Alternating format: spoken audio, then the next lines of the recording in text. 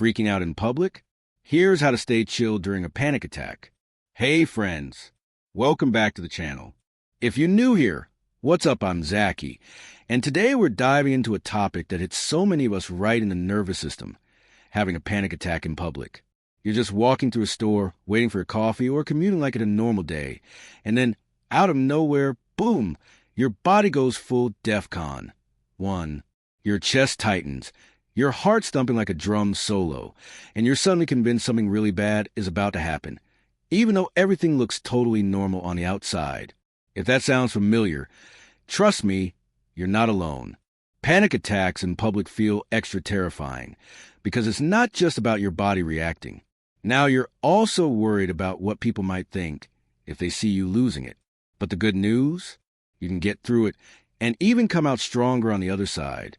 In this video, we're breaking it all down. What's happening in your brain, why panic feels so intense in public, what you can do in a moment, and a few powerful long-term tools that can help calm your system over time. Let's get into it. So let's start with the basics. What even is a panic attack?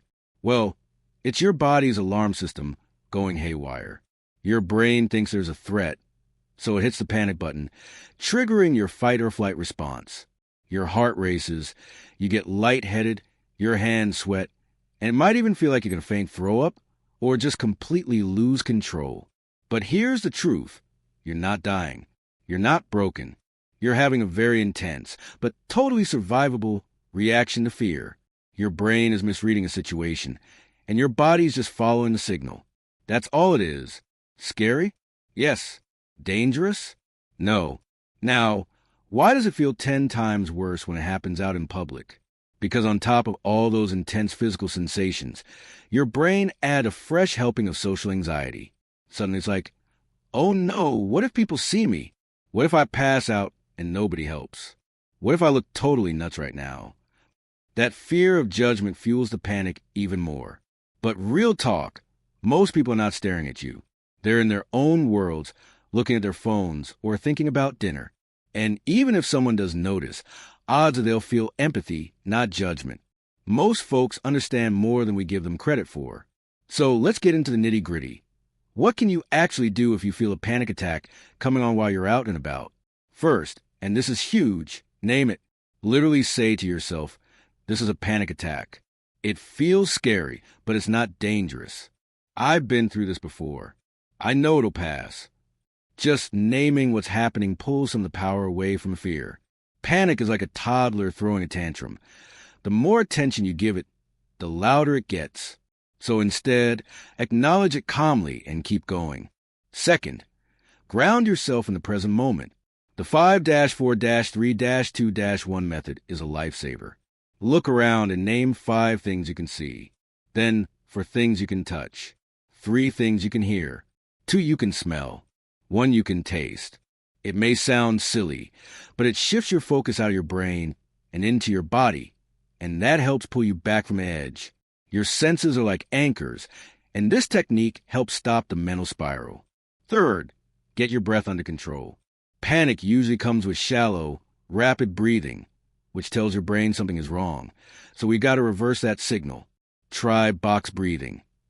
Inhale for 4 seconds, hold for 4, exhale for 4, and hold again. Do that for a few rounds, and you'll feel your system start to slow down. It's simple, but super effective. Bonus points if you breathe into your belly instead of your chest. That's a real game changer. Fourth, if you can, change your scenery. No, I don't mean run away, unless you're really overwhelmed. But just stepping outside, sitting on a bench, or getting a sip of water can be enough to hit reset. A new environment can send a fresh signal to your brain. Hey, we're okay now. You don't need to escape. Just shift the vibe. And fifth, connect.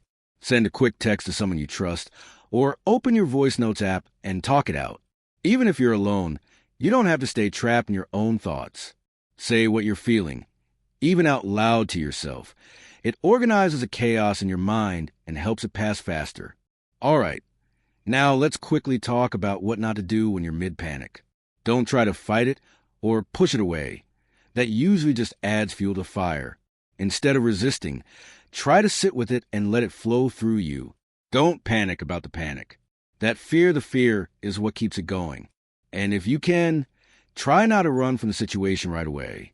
The more you face it and stay present, the more your brain learns, oh, hey, this thing isn't dangerous after all. That's how you retrain your system, little by little. So, what about long-term tools that actually reduce panic attacks over time? Let's talk about the good stuff. First up, therapy. Specifically, CBT, cognitive behavioral therapy, has been proven to help tons of people with panic.